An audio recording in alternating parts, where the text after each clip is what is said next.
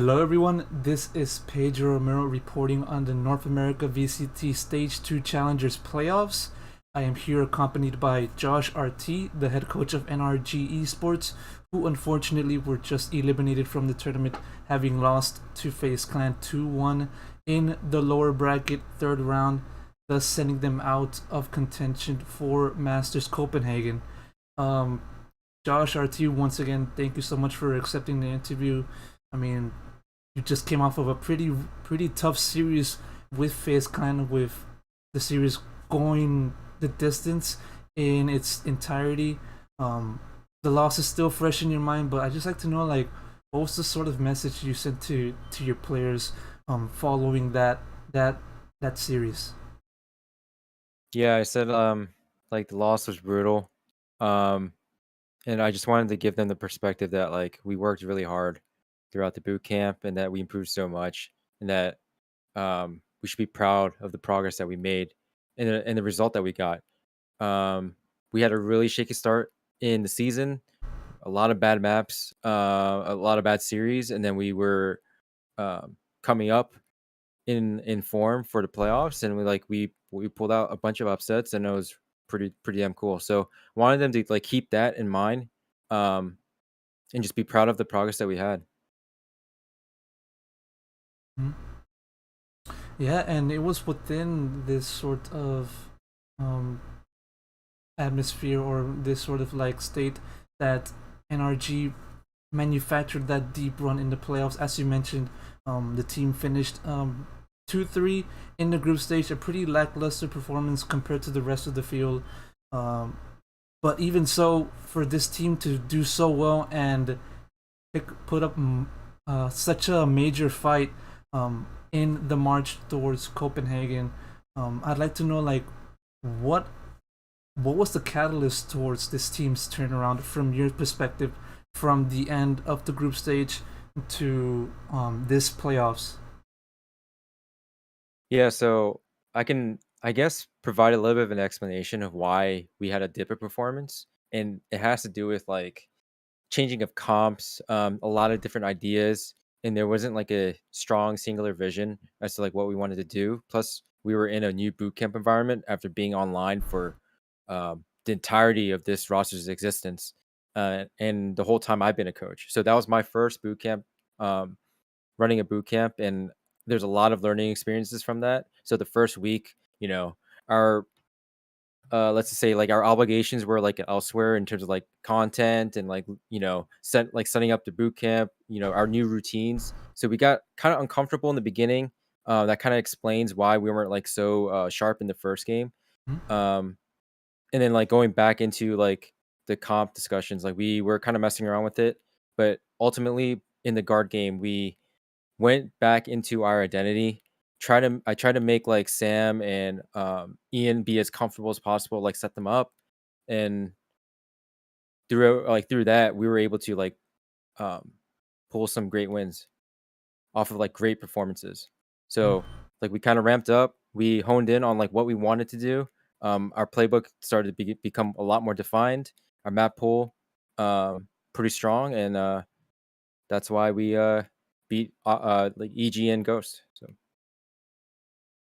Even so, like, one of the major instances or one of the major aspects that people will look at for this series, um, for your team in particular, is the fact that the team had to like disperse from their boot camp, due to COVID, due to what has happened thus far within the team for COVID. And so, how much of an impact did that play into like the team's subsequent performance in this series against FaZe? Yeah, I think it had a lot of impact, to be honest. Because it took a little bit to get used to the boot camp environment, and then we were starting to feel it, um, off of those great wins, and the players were like super comfortable with their routines. Then suddenly, after the news of like a potential COVID infection, before he was infectious, of course, like we were like, oh shit, like we don't want to take any risk here. We gotta fly home. So we just flew home, and just getting used to home setups can be a little bit like could be impactful to some of the players' performances. So I won't say that's the reason why we lost. Um, I think it's it's on me. I shouldn't have let Ascent go through, but it was definitely a factor.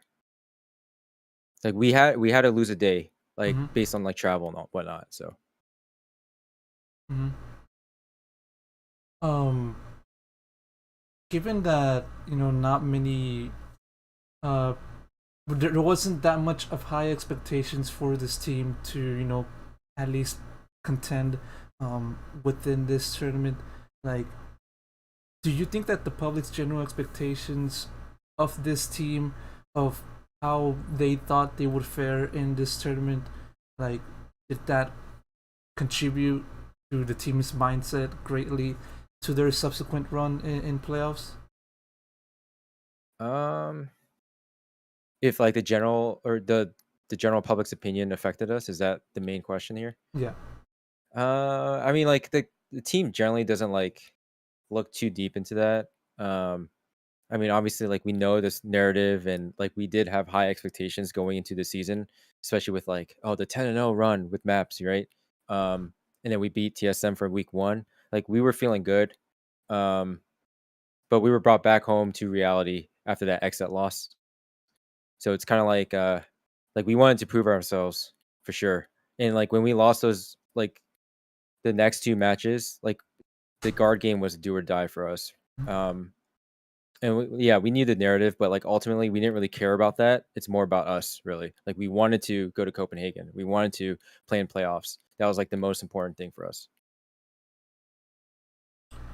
What does this run for NRG in playoffs in stage two challengers say about the team's chances of qualifying for champions in the LCQ, since as a result of your team's run in the playoffs, you've qualified for LCQ, and that gives you another chance there, and pun intended, another chance Yeah. to qualify for champions. What does this run say about the team's form and chances in LCQ?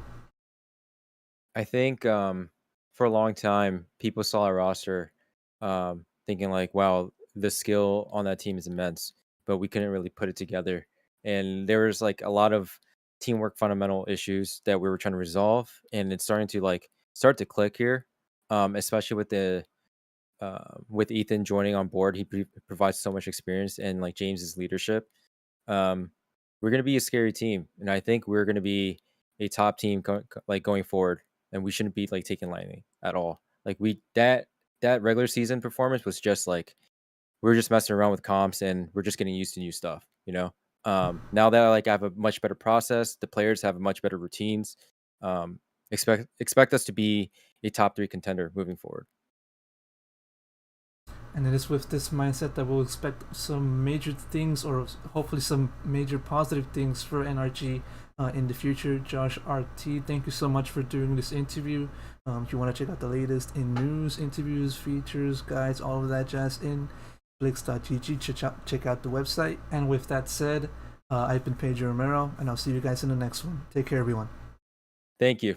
Take care. Yeah, best of luck in the future, man. Yeah. Yeah. We need it. It was fun. Thank you. All right, take care, man.